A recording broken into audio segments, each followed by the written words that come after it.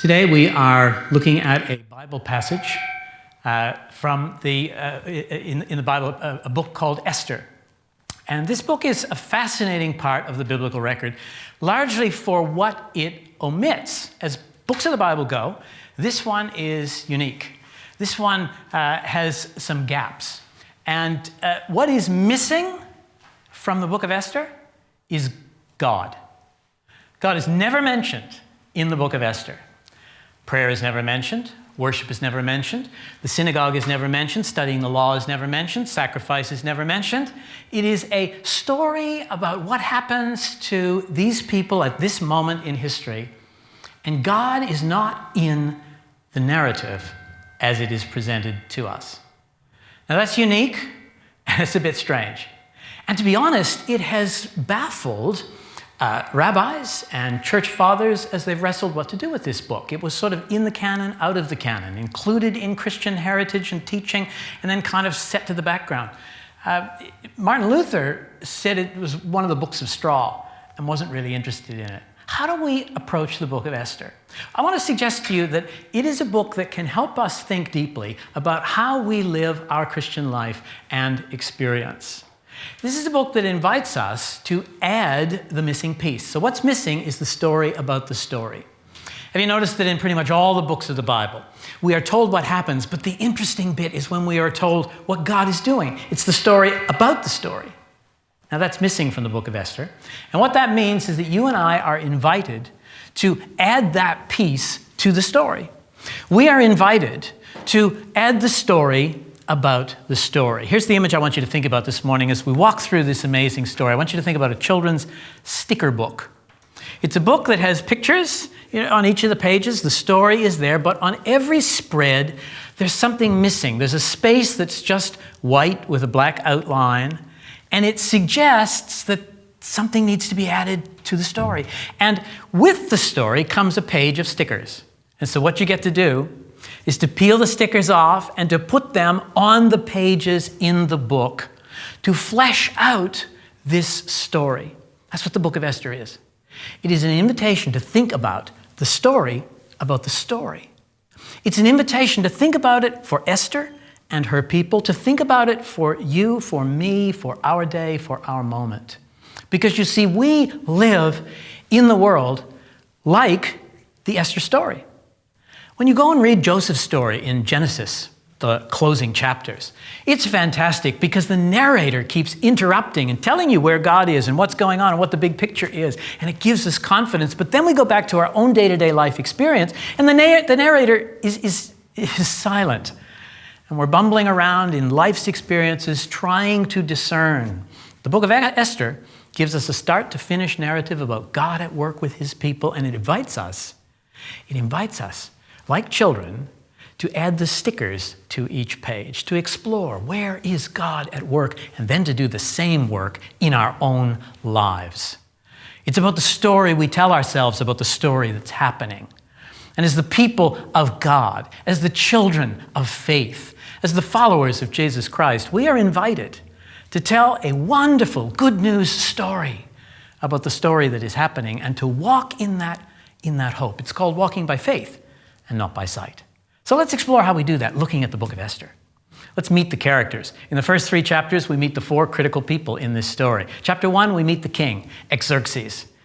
And the king is a powerful, privileged, incompetent leader who stands at the forefront of this story, celebrating the beauty and the wonder of Persia and doing a rotten job leading his people. They have had 6 months of celebration of the splendor of Persia, we are told, and they finish it up with a 7-day feast at which the king hosts all the who's who of the Persian world. They come to his gardens, and together they celebrate Persia and all its goodness. It's an over-the-top celebration and feast. And after 7 days of eating rich food and drinking too much wine and partying hard, the king gets one of his worst ideas. He decides that he will have the queen, Vashti, come and show her beauty to the crowds that he has assembled. Now Vashti says, that's not going to happen. And so the king flies into a rage, and then he says, what do I do next? Which is pretty much the way the king responds to every scenario in this story. He gathers some of his advisors, they sit together, and they make a very bad decision. His advisors tell him that what he should do is depose Vashti, and he should send a message to the entire empire that this is how we deal with insubordination, and this will put all the women in their place. Now, this is a shocking decree from an incompetent leader, and it drips with irony. Because what God is about to do in this story is raise up an unknown woman, a peasant girl, who will take a position of authority and influence and lead with wisdom and serve the purposes of righteousness and justice and peace with distinction. And so as the king and his miserable men seek to put women in their place, God is about to put woman in her place in his kingdom. It's an astonishing moment of irony. Here we meet an incompetent king. And the text invites us to reflect on the age in which we live and decisions that are made, political decisions, expedient decisions, decisions and directions and behaviors that keep oppressive powers in place. That's what this was all about, keeping those who had the power in their seats of power and ignoring and oppressing and disregarding the needs of the empire. What do you do in such a time? What sticker would we put on this page? What word of God do we bring to this moment, which has so many resonances with our own day and our own culture? We might grab those words from the end of Genesis where Joseph reflects. And we might phrase it for this moment and say, oh God, they meant this action for evil. They meant this to harm us and to damage us. But you, God, are working in this circumstance, and you have meant this for the saving of many people. We could bring the wisdom of Scripture, and that's what we're meant to do in the book of Esther. You ask, where do I find the stickers to bring to this story? You find them from the rest of Scripture. You find them from church history. You find them from the journey of God's people walking in God's way. And so we search the life of Joseph, where we find the narrator's voice so readily telling us the truths, and we bring that to the book of Esther, and we hear this book of Esther with its resonances. We look to the life of Noah. We look to the life of Ruth, of Mary, the mother of Jesus, of Paul, of David, through both Testaments and through church history. And we bring those insights to bear in our own experience of life and our own trajectory of walking with God. So we've met the king, the incompetent king. In chapter 2, we meet the two beautiful people in the story, Esther and Mordecai. They're cousins. Mordecai is considerably older than Esther. She lost her parents in childhood, and Mordecai took her in. He is her guardian and her caregiver, and their relationship is like that of father and daughter. He has her best interests in mind. Now, because the queen was deposed by Xerxes, he now decides that he needs another queen. And so, through the counsel of his advisors, they set up a beauty contest to pick someone from the empire who's worthy to be the queen. Esther is taken and put into this contest, and she is prepared for presentation to the king, a date with the king, along with many, many other women. Now, in this story, it says that there's a whole year of preparation for her time to meet the king. 6 months where she has to eat the right food, and 6 months where they do all the cosmetics and the makeup. So to all of us men who have felt that our women took too long preparing for the date, clearly we have set the bar way too low. Here in Persia for the king, we need a whole year to get ready to manifest the beauty. I say that in jest, but in truth, this story moves slowly. The pieces of it are torturous when you look at the timeline. Vashti, pulled from her family, placed in an environment that would not have been life-giving, and held in that place ready for presentation to the king, whose character we have already come to know something about. And as this story unfolds, Vashti is given favor. She finds favor with the person who oversees the harem. And then the text says that she finds favor with everyone who interacts with her and connects with her and sees her. And then the text says that she finds favor with the king. He is overwhelmed by her, and he appoints her as his queen. She finds favor. Where did she find favor? Have you ever been walking down the street and just found favor? Have you ever been in a relationship and you just found favor? That's the secular narrative. But we need a sticker for this page. We need a way of understanding, those of us who walk by faith, what is God doing? And next we meet Mordecai. And Mordecai, the uncle who has cared for Esther, also has some kind of role in the king's entourage. He has some reason for turning up at City Hall day after day, week after week. He sits the king's gate, the text says. And this gives him opportunity to interact with Esther.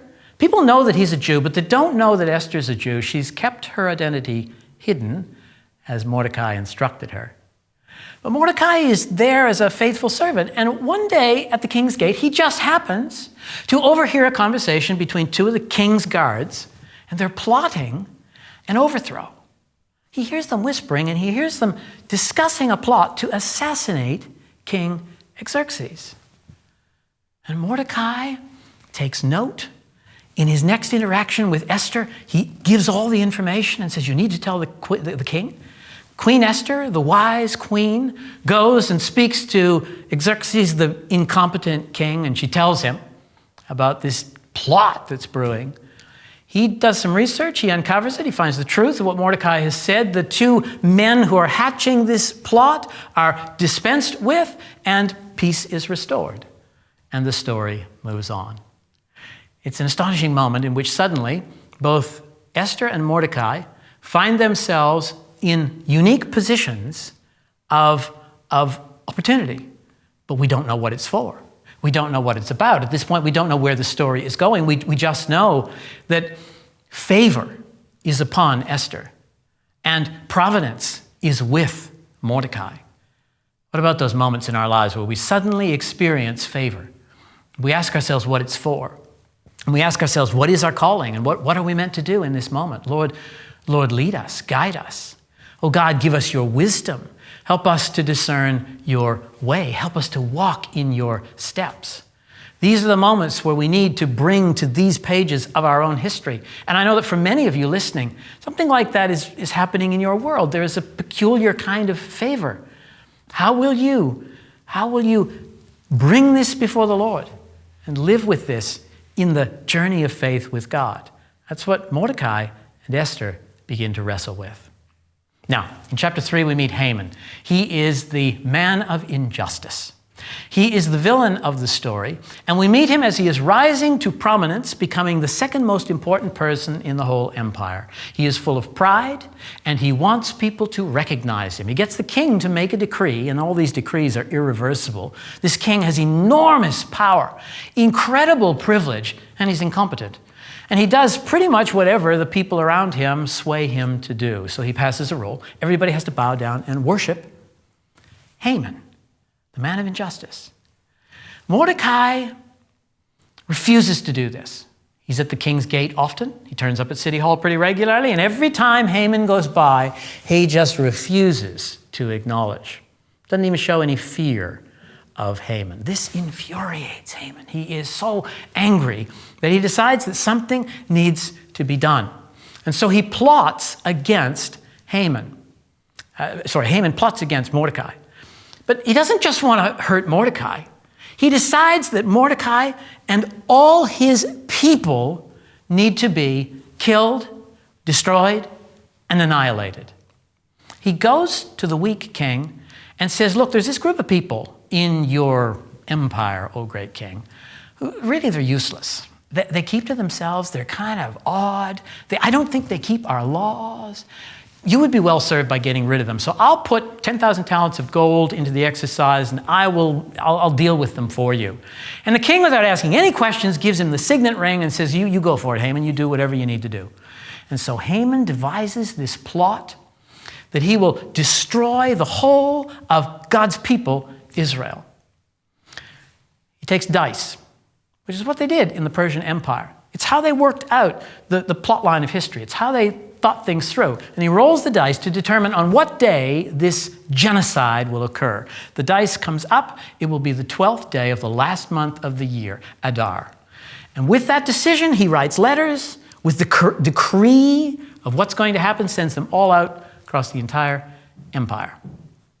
And people are instructed that on that 12th day of the last month, they are to rise up and to kill all the Jewish people. This is Haman. This is the man of injustice. And this is the dark, dark moment of this story. What do you do when you are in the dark, dark moment? What do we bring to this page of the narrative? Maybe we need some words from the Psalms. Even though I walk through the valley of the shadow of death, you are with me.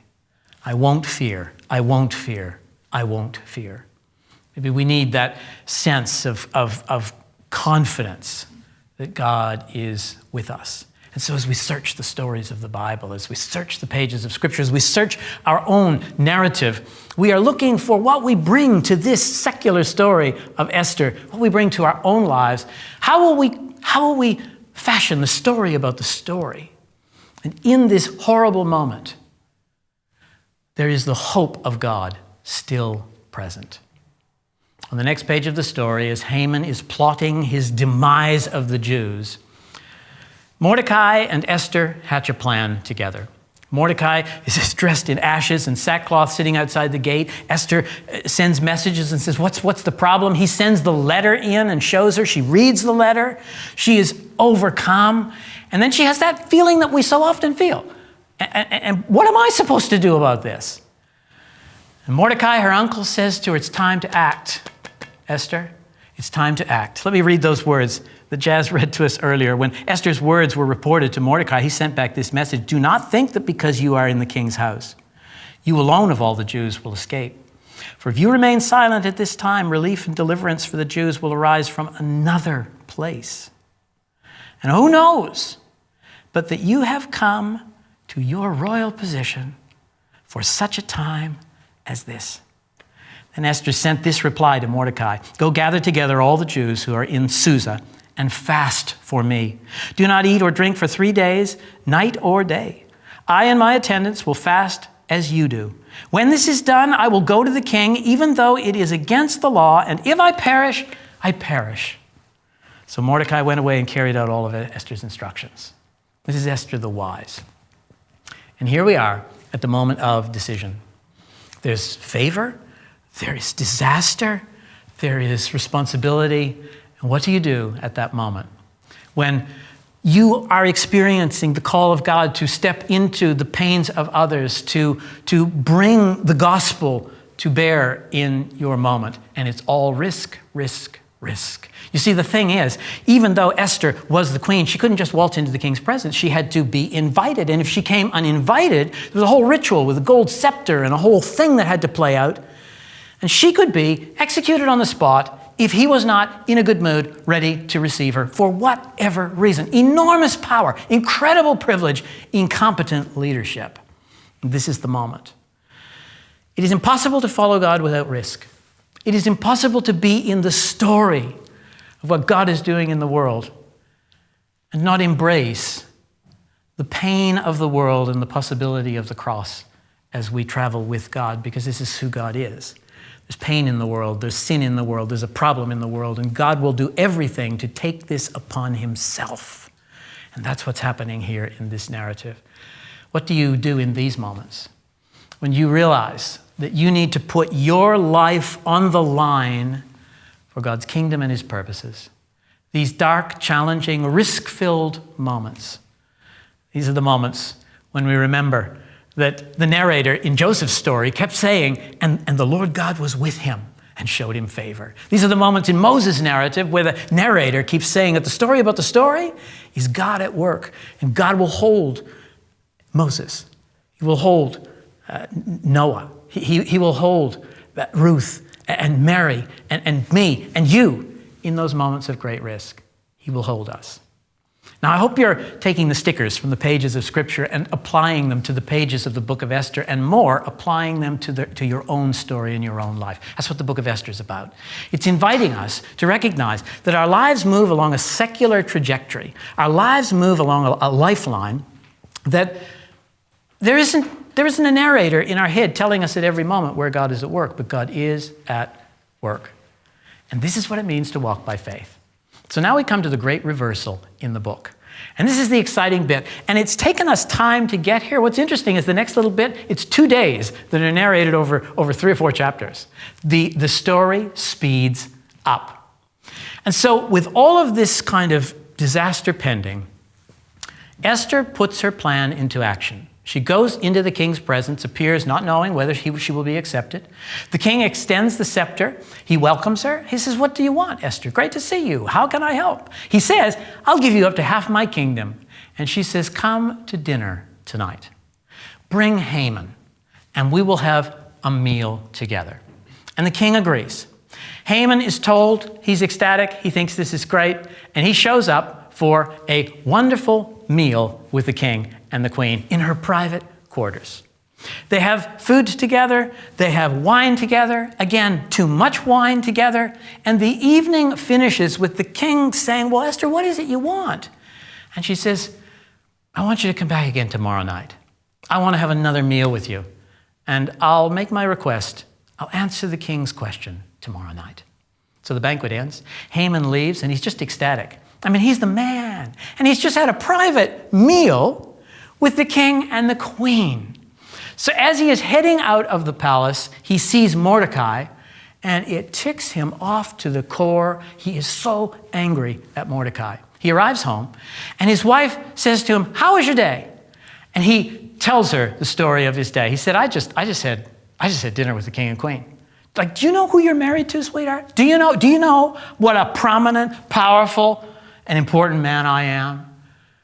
He says, "There's just one thing that really, really irks me. It's that Mordecai who will not respect me. He doesn't recognize how important I am. He won't bow down before me." And his wife says to him, "Stop your whining. You're an important man. Deal with him. Have him killed. Build a stake, a gallows, an execution pole in the backyard. Build a big one. Make it 25 meters tall. And go to talk to the king in the morning and ask him for permission to dispense with Mordecai. Put him on the stake. Impale him." And Mordecai thinks to himself, the man of injustice, "I'll do that." And he builds the stake, and he plots his course, and he comes to meet with the king first thing the next day. Now here's where the story reverses. It turns out that the king had a bad night. He couldn't sleep. So when he was lying there restless, he asked for one of his servants to bring a book and read to him. He needed a bedtime story. And what he chose is a story about himself, because he's powerful and resourced and incompetent. And so he is not spending his time thinking about his people, strategizing for peace and blessing and hope.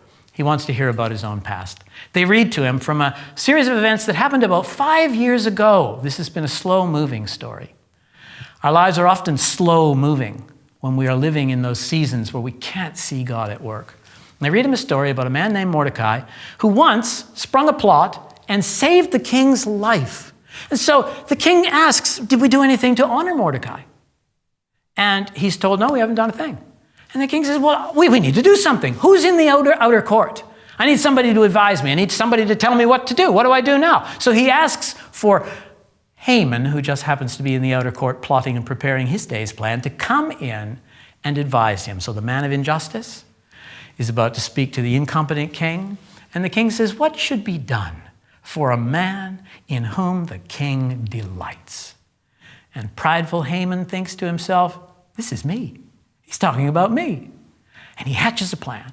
The king should put a royal robe, one that he has worn, on this man. Put him on a horse with the crest of the king and have someone lead him through Susa, declaring, "This is what the king does, or a man in whom he delights."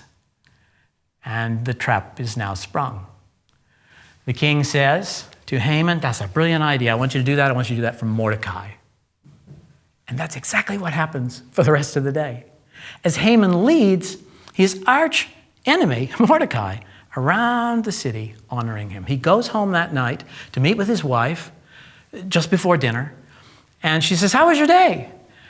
And he told her about his day, covering his face with shame.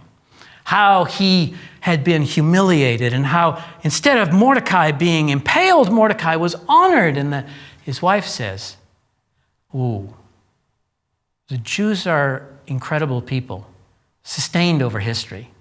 This doesn't bode well for you, husband. I'm sorry.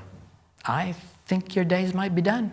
And there's this prophetic word coming out of her mouth, having been supportive, now speaking truth, because we've turned the corner. And even before he's finished his conversation with his wife, a servant comes and says to Haman, it's time to come for dinner. Remember, you've got another appointment with the queen. And they come into this dinner, and it must have been a slow meal this time, even more wine. Nobody would want to talk, given the circumstances of the day, until finally the king says, so Queen, what is it you want? Esther, what do you want? And she says, I want my life. And I want the life of my people, because someone in your empire, O king, has plotted to destroy us all. And the king says, what? Who? And Esther points to Haman and says, that man. The king, full of rage, leaves the room. He goes out to walk in the garden. He is angry. Haman knows that the decision has been made and that his life is forfeit. And he begs the queen for mercy. And just as the king is coming back into the room, he trips, falls on top of Queen Esther, who is reclining at the table. And the king explodes. Will he molest the queen as well in my palace? One of the servants says, King, Haman actually erected a massive execution pole in his backyard. It's 25 feet tall, and he was intending to slay Mordecai, the man who helped the king on it. And the king says, well, then put him on the stake. And here we have the grand reversal. What sticker do you put on this incredible, unbelievable page? When justice wins, when injustice and evil and pain and brutality is shown its judgment, and goodness and hope triumph. What stickers of praise, what reflections of glory and blessing do you put on this page as you walk in this journey? There's one more scene, and because the book doesn't end here, it is one more scene because it's about other people. And at this moment, Esther's safe, Mordecai's safe, but the people of Israel are not safe. So do you know what happens next? This is the astonishing bit of the story. Esther has to go through it all again. She has to go back into the king's presence, unbidden, the whole gold scepter thing, the whole risk thing, the whole putting her life on the line thing, to say to the king, thanks for my life, but what about everybody else's life? And this law cannot be reversed. That's the deal in Persia. So she asks for the king to assist her to protect her people. And the king gives over the ring to her and Mordecai and says, you fix it.